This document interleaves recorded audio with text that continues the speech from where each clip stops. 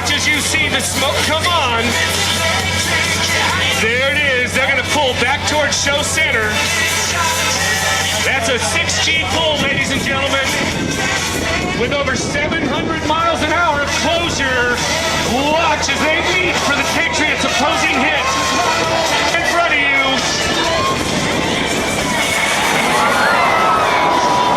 Now that's what I'm talking about. Yeah, we're in airshow business, baby. Are you folks having some fun? Riverside Sky. Now if you look out to the right, I've got two more with red, white, and blue.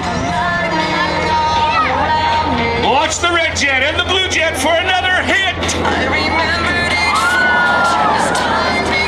Yeah, baby. Now watch the blue jet. Oh, I've got 5 and 6 coming in for a flat pass. But watch number 3, the blue jet on the left. He climbs straight up, flies that airplane to 0 miles.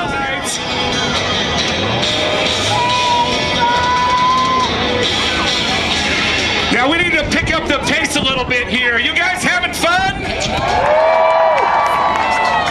Now watch the red jet as he climbs into 1.5 barnstormer loops into the squirrel cage. Then the blue jet will follow in pace. Watch him climb to the vertical. Yeah, bringing that up to about 170 clicks, and he's gonna roll upside down as he smoke is on. Keep an eye on this. This is the Patriots 4-card crossover race.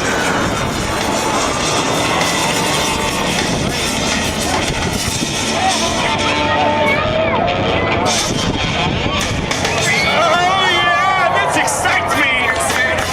Now watch as all 4 jets fly to all 4 corners of this aerobatic fun. Some fun in Riverside.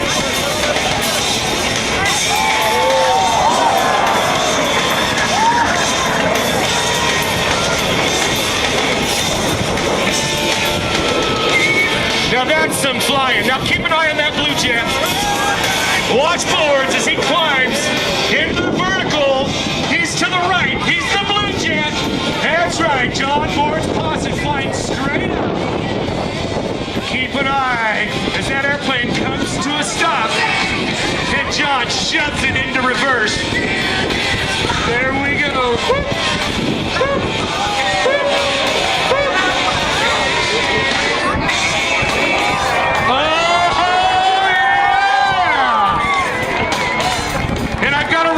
For a sneak pass. You want to see one more tail slide from that blue jet, ladies and gentlemen? Well, just keep an eye on him now, bitch. Yeah, and I've got number 2 for not 1, not 2, but 3. Aileron rolls.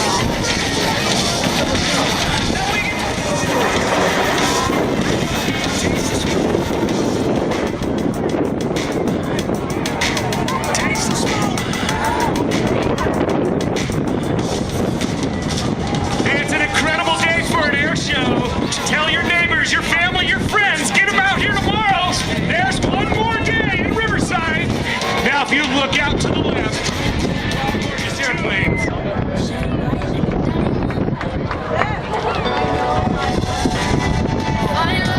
Beautiful sea, I chose to be happy. You and I, we're like diamonds in the sky.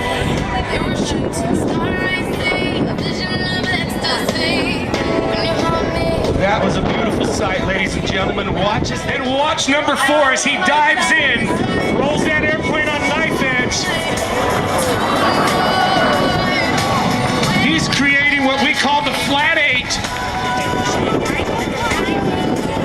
Okay, so one more time. We've got a lot more of the Patriots. I just need to hear from you. Are you folks having a good time? That's what I'm talking about. Now look behind you.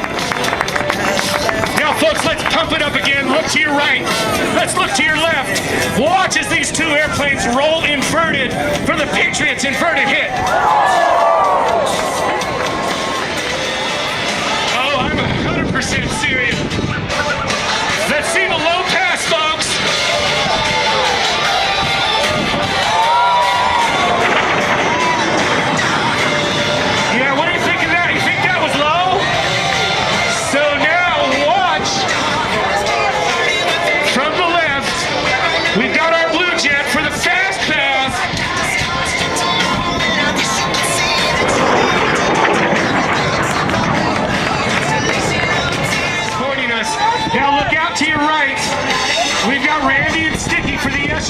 Let's get those cameras ready.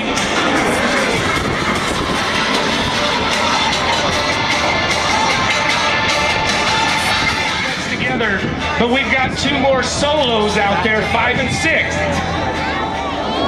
Now watch as he flies outbound over the aerobatic box, bringing the 4 back together. And in just moments, coming in from behind, we've got 5 and 6 to perform what we call the in-trail clover loop.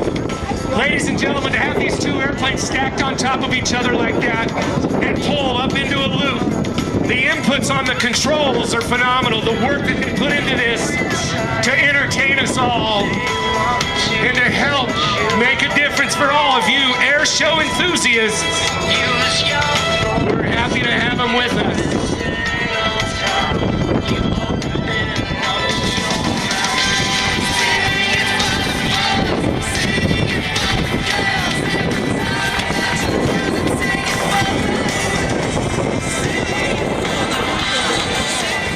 Kent began his air show career flying the 1941 Interstate Cadet, and he continues with that aircraft to this day.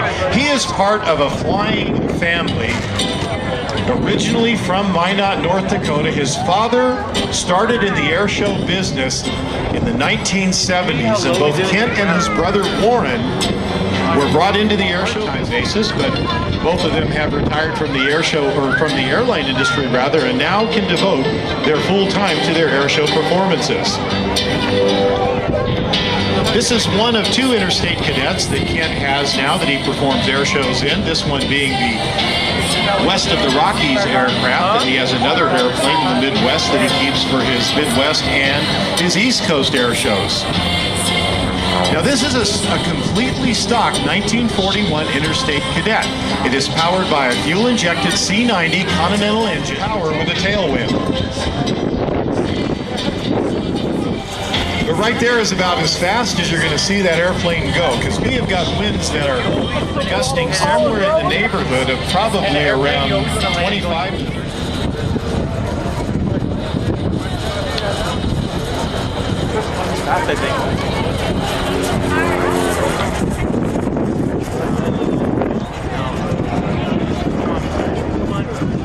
All right, there he is now. He's matched the speed. He's going to set the aircraft down. Okay, he's got it down. Now, can he hold it there? Because he's really fighting the wind. Oh.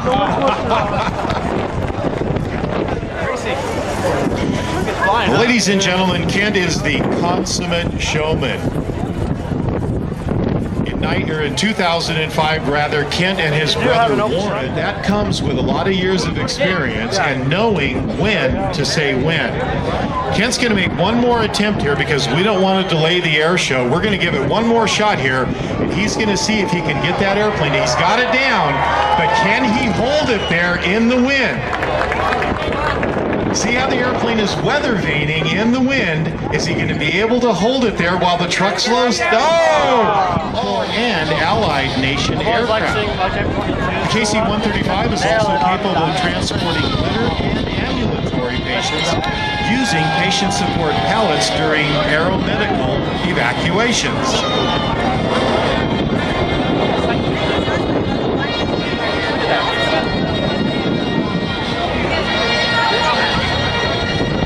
Also from your air show left, the C-17. The C-17 is the current tactical support and military airlift command aircraft for the United States Air Force. An airplane that is relatively quick airlift squadron as part of their air show presentation here for you. Now, as our 2 aircraft turn around at your air show left, you will notice on the tail of the KC-135 the boom, and that is the aerial refueling boom that is used to refuel aircraft in flight. And while we're waiting for the KC-135 to come back in, taxiing in front of you from the Planes of Fame Museum in Chino, participating in an airshow demonstration here momentarily, and these two aircraft representing the vintage jet fighters that were among the first generation of jet aircraft in each's respective air forces at the beginning of the Korean War in 1950. Coming in first, you'll notice the flaps and the gear down, but as you look at the tail section of the airplane, you'll see that V shape at the end of the refueling boom. Those are the wings of the aero refueling boom, with the boom operator laying on his belly at the tail section of the aircraft, and with a stick control literally flying the boom down to make contact with the aircraft behind and below that is being refueled. Coming in from the left, the second of our two aircraft, the C-17, also with the gear and flaps down.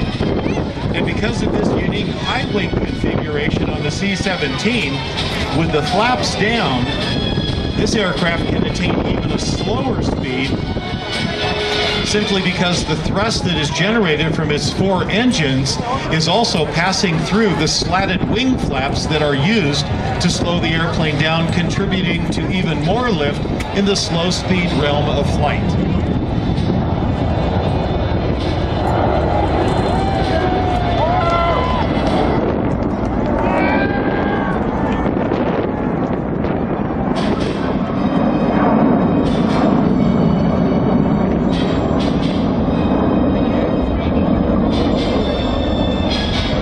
To the C-17, well, Lieutenant Colonel Thompson and Lieutenant Colonel Town, again, that descent rate can approach as much as 17,000 to 18,000 feet per minute.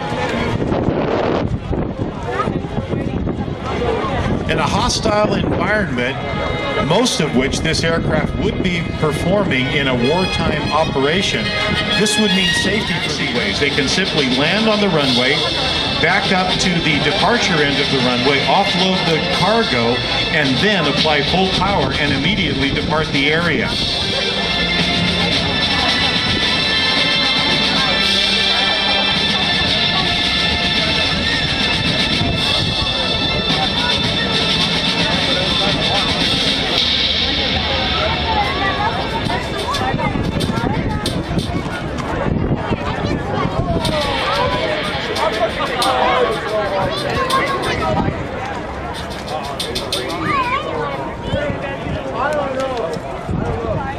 Now, fully unloaded, the C-17 weighs in the neighborhood of around 300,000 pounds.